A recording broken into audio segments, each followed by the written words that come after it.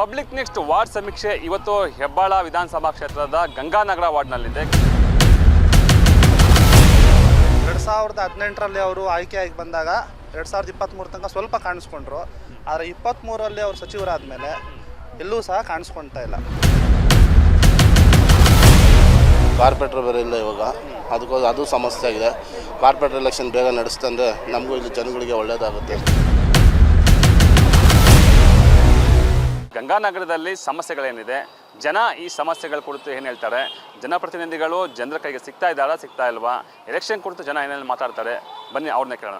ಹೆಬ್ಬಾಳ ಕ್ಷೇತ್ರದ Ganganagar ward number 55ರಲ್ಲಿ ಸಮಸ್ಯೆಗಳ ಸರಮಾಲಿಗೆ ಸೃಷ್ಟಿಯಾಗಿದೆ. ಕೋಟ್ಯಾಂತರ ರೂಪಾಯಿ ವೆಚ್ಚದ ಸಾರ್ವಜನಿಕ ಕಾಮಗಾರಿಗಳು ಹಳ್ಳ ಹಿಡಿದಿದ್ದು, ಜನಪ್ರತಿನಿಧಿಗಳ ಅನುಪಸ್ಥಿತಿಯಿಂದಾಗಿ ಜನಸಾಮಾನ್ಯರು ಕಣ್ಣೀರು ಹಾಕುವಂತಾಗಿದೆ.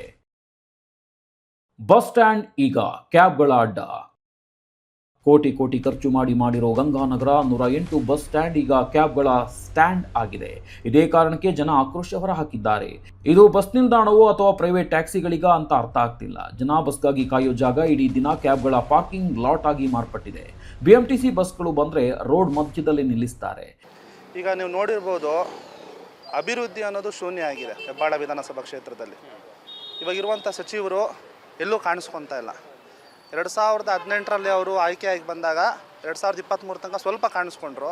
ಆದರೆ 23ರಲ್ಲಿ ಅವರು ಸಚಿವರಾದಮೇಲೆ ಎಲ್ಲೂ ಸಹ ಕಾಣಿಸ್ಕೊಳ್ತಾ ಇಲ್ಲ. ಇದೇ ನೀವು ನಿಂತಿರೋ ಜಾಗಕ್ಕೆ ಅವ್ರು ಬಂದು ಚುನಾವಣೆ ಆದಮೇಲೆ ಬಂದೇ ಇಲ್ಲ. 2023 ಚುನಾವಣೆ ಆದಮೇಲೆ ಅವ್ರು ಬಂದೇ ಇಲ್ಲ.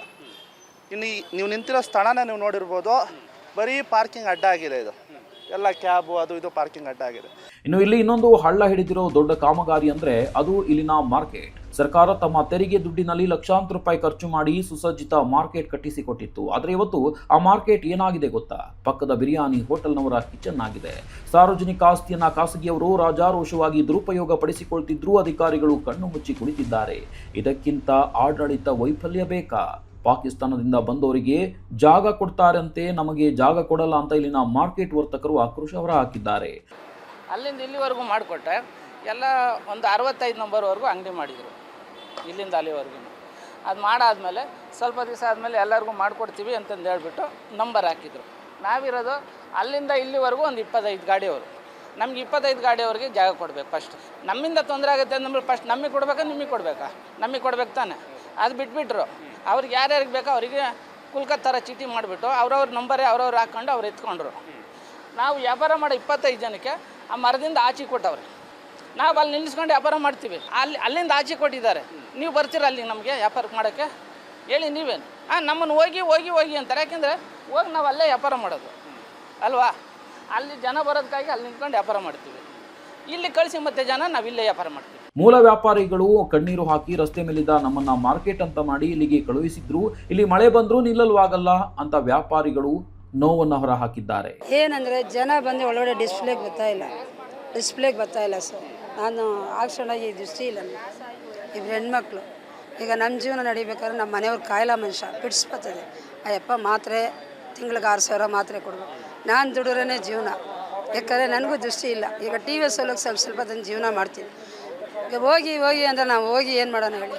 ಓಲ್ಡ್ ಏಜ್ ಪೆನ್ಷನು, ವಿಧವಾ ಪೆನ್ಷನು ಮತ್ತು ಹ್ಯಾಂಡಿಕ್ಯಾಪ್ ಪೆನ್ಷನ್ ಎಲ್ಲ ಕ್ಯಾನ್ಸಲ್ ಮಾಡಿದ್ದಾರೆ. 5 ತಿಂಗಳಾಯ್ತು ನಾವು ಬಂದು. ನಾವು ಕೇಳೋಕೆ ಹೋದರೆ 32,000 ಇನ್ಕಮ್ ತೊಗೊಂಡು ಬನ್ನಿ ಅಂತಾರೆ. ಎಲ್ಲಿಂದ ತರೋಣ? ಗೌರ್ಮೆಂಟ್ ಇವಾಗ 85,000 ಮಾಡಿದೆ. ಅದು ಕೇಳಿದ್ರೆ ಕೊಡ್ತಾ ಇಲ್ಲ. ಕುಡಿಯೋ ನೀರಿಲ್ಲ. ಇರೋ ಬೋರ್ವೆಲ್ಗಳು ಕೆಟ್ಟು ನಿಂತು ಹೋಗಿವೆ. ಇಲ್ಲಿರೋ 2 ಬೋರ್ವೆಲ್ಗಳು ಕೆಟ್ಟು ಹೋಗಿ ಎಷ್ಟೋ ದಿನಗಳಾದರೂ ರಿಪೇರಿ ಮಾಡಿಸಿಲ್ಲ. ಒಂದು ಹನಿ ನೀರು ಬರ್ತಿಲ್ಲ. ಇನ್ನು ಕಾಮಗಾರಿ ನೀರು ವಾರಕ್ಕೆ ಬರೋದೇ 2 ದಿನ. ಅದು ಕೂಡ ಸರಿಯಾದ ಸಮಯಕ್ಕೆ ಬಿಡಲ್ಲ. ಕುಡಿಯುವ ನೀರಿಗಾಗಿ ಪ್ರತಿದಿನ ಪರದಾಡುವ ಪರಿಸ್ಥಿತಿಯಲ್ಲಿದೆ.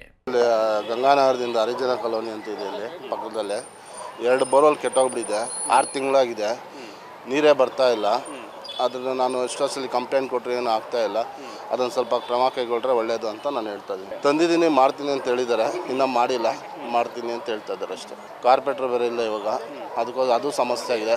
ಕಾರ್ಪೊರೇಟರ್ ಎಲೆಕ್ಷನ್ ಬೇಗ ನಡೆಸ್ತಂದ್ರೆ ನಮಗೂ ಇಲ್ಲಿ ಜನಗಳಿಗೆ ಒಳ್ಳೆಯದಾಗುತ್ತೆ. ಸೊ ಒಂದು 6 ತಿಂಗಳಾಯ್ತು 2 ಬೋರ್ವೆಲ್ಲು ಕೆಟ್ಟೋಗ್ಬಿಟ್ಟಿದೆ. 2 ಹಾಕಿದ್ರು. ಒಂದ್ಸಲಿ BJP ಪಕ್ಷ ಇದ್ದಾಗ ಸದಾನಂದ ಗೌಡರು ಒಂದು ಹಾಕಿದ್ರು, ಆಮೇಲೆ ಕಟ್ಟಾ ಸುಬ್ರಹ್ಮಣ್ಯ ಅವರು ಒಂದು ಹಾಕಿದ್ರು. ಅದು ಬಿಟ್ಟರೆ ಬೋರ್ವೆಲ್ಲೇ ಹಾಕಿದ್ದಿಲ್ಲ ಇವ್ರು ಬಂದಮೇಲೆ. ಇವಾಗ ಒಂದು ಲೆಟ್ರ್ ಕೊಟ್ಟಿದ್ದೀರಿ, ಹಾಕ್ತೀನಿ ಅಂತ ಹೇಳಿದರೆ ಇನ್ನೂ ಹಾಕಿಲ್ಲ. ಸುಮಾರು 2015ರಲ್ಲಿ BBMP ಎಲೆಕ್ಷನ್ ಆಯಿತು. ಅದಾದ ನಂತರ GB ಅಂತ ಮಾಡಿದ್ದಾರೆ. ಬಟ್ ಇನ್ನೂ ಯಾವುದೂ ಅದು ಪ್ರೊಸೆಸಿಂಗಲ್ಲಿ ಇಲ್ಲ. ಬಟ್ ಇಲ್ಲಿ ಏನಾಗಿದೆ ಅಂದರೆ ಇಲ್ಲಿರೋ ನಾಗರಿಕರಿಗೆ MLA ಹತ್ರ ಹುಡಿಕೊಂಡೋಗಿ ಹೇಳಲಿಕ್ಕೆ ಆಗಲ್ಲ. ಯಾಕಂದರೆ ಅವರು ಸ್ಥಳೀಕರಲ್ಲ, ಅವ್ರು ಇರೋದೆಲ್ಲೋ, ಅವ್ರ ಆಫೀಸಿಲ್ಲ, ಏನಿಲ್ಲ. ಜನಗಳಿಗೆ ಭಾಳ ಸಮಸ್ಯೆ ಆಗ್ಬಿಟ್ಟಿದೆ. GB ಎಲೆಕ್ಷನ್ ಆಗಿ ಅಟ್ಲೀಸ್ಟ್ ಕೌನ್ಸಿಲರ್ ಬಂತು ಅಂದರೆ ಅಟ್ಲೀಸ್ಟ್ ಅವ್ರಿಗೆ ಮನೆ ಮುಂದೆ ಕಾರ್ಪೊರೇಟ್ರು ಸಿಗ್ತಾರೆ, ಏನೇ ಇದ್ರೂ ಸಮಸ್ಯೆ ಹೇಳ್ಕೊಬೋದು, ಸಣ್ಣ ಪಣ್ಣ ಪ್ರತಿಯೊಂದು ಹೇಳ್ಕೊಬೋದು. ನಾವು ಬಸ್ ಸ್ಟ್ಯಾಂಡ್ ಉಳಿಸಿದ್ವಿ, ಗ್ರೌಂಡ್ ಉಳಿಸಿದ್ವಿ. ಈ ಕಾಲದಲ್ಲಿ ಗ್ರೌಂಡ್ ಹೋಗಿ ತಿಪ್ಪೆ ಕುಂಡೆ ಆಗಿದೆ. ನಮಗೆ ವಾಟ್ರ್ ಸಮಸ್ಯೆ ಇದೆ. ಕಾವೇರಿ ವಾಟ್ರದ್ದು ಪ್ರಾಬ್ಲಮ್ ಇದೆ. ಪಿಳ್ಳಪ್ಪ ಪಕ್ಕದ್ದು ಪಿಳ್ಳಪ್ಪ ಬ್ಲಾಕಲ್ಲಿ ವಾಟರ್ ಸಮಸ್ಯೆ. ಕಾವೇರಿದು ಇಲ್ಲ, ಬೋರ್ದು ಇಲ್ಲ. ಬೋರ್ದು ಮಾತ್ರ ಬಿಲ್ಗಳು ಮಾತ್ರ ಬರುತ್ತೆ, ಎಕ್ಸ್ಟ್ರಾ ಬಿಲ್ ಬರುತ್ತೆ, ಎಲ್ಲ ಬರುತ್ತೆ. ಎಲ್ಲ ಸಮಸ್ಯೆ ಇದ್ರೆ ಮಾಡಲ್ಲ. MLA ಬಂದು ನೋಡಬೇಕು, ಇನ್ಚಾರ್ಜ್ ಯಾರು ಇರ್ತಾರೋ ಅವ್ರು ನೋಡ್ಬೇಕು, ಯಾರು ಬಂದು ನೋಡ್ತಾ ಇಲ್ಲ. ಇಲ್ಲಿನ ಸಮಸ್ಯೆಗಳು ಒಂದಾ ಎರಡ, ಸಾಲು ಸಾಲು ತೊಂದರೆಗಳಿವೆ. ಇದರ ಬಗ್ಗೆ ದೂರು ಕೊಡೋಣ ಅಂತ ನಮ್ಮ ಕ್ಷೇತ್ರದ ಶಾಸಕರ ಬಳಿ ಹೋದ್ರೆ ಅವರು ಕೈಗೆ ಸಿಕ್ತಿಲ್ವಂತೆ. ಇವತ್ತು ವಾರ್ಡ್ಗಳಲ್ಲಿ ಕಾರ್ಪೊರೇಟರ್ಗಳು ಇಲ್ಲದೆ ಇರೋದೇ ಎಲ್ಲ ಅವಾಂತರಗಳಿಗೆ ಕಾರಣ. BBMP ಎಲೆಕ್ಷನ್ ನಡೆದ್ರೆ ಕನಿಷ್ಠ ಪಕ್ಷ ನಮ್ಮ ಗಲ್ಲಿಯ ಸಮಸ್ಯೆಗಳನ್ನಾದರೂ ಕಾರ್ಪೊರೇಟರ್ಗಳ ಕಾಲರ್ ಹಿಡಿದು ಕೇಳಬಹುದು. ಈಗ ಅಧಿಕಾರಿಗಳು ಕೇಳ್ತಿಲ್ಲ, ಶಾಸಕರು ಸಿಗ್ತಿಲ್ಲ. ದಯವಿಟ್ಟು ಚುನಾವಣೆ ನಡೆಸಿ ನಮ್ಮ ವಾರ್ಡ್ ಉಳಿಸಿ ಅಂತಿದ್ದಾರೆ ಜನ. ಇದು ಗಂಗಾನಗರ ವಾರ್ಡ್ನ ಪರಿಸ್ಥಿತಿ ಆಗಿರುವಂಥದ್ದು. ಇಲ್ಲಿ ಸಮಸ್ಯೆಗಳ ಸುರಿಮಾಲನೆ ಇರುವಂಥದ್ದು.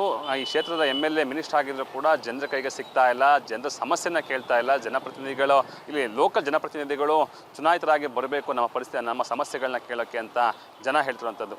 ಕ್ಯಾಮ್ರಾ ಪರ್ಸನ್ ರುದ್ರೇಶ್ ಜೊತೆ ಶ್ರೀನಿವಾಸ್ ಚಂದ್ರ, ಪಬ್ಲಿಕ್ ನೆಕ್ಸ್ಟ್, ಬೆಂಗಳೂರು.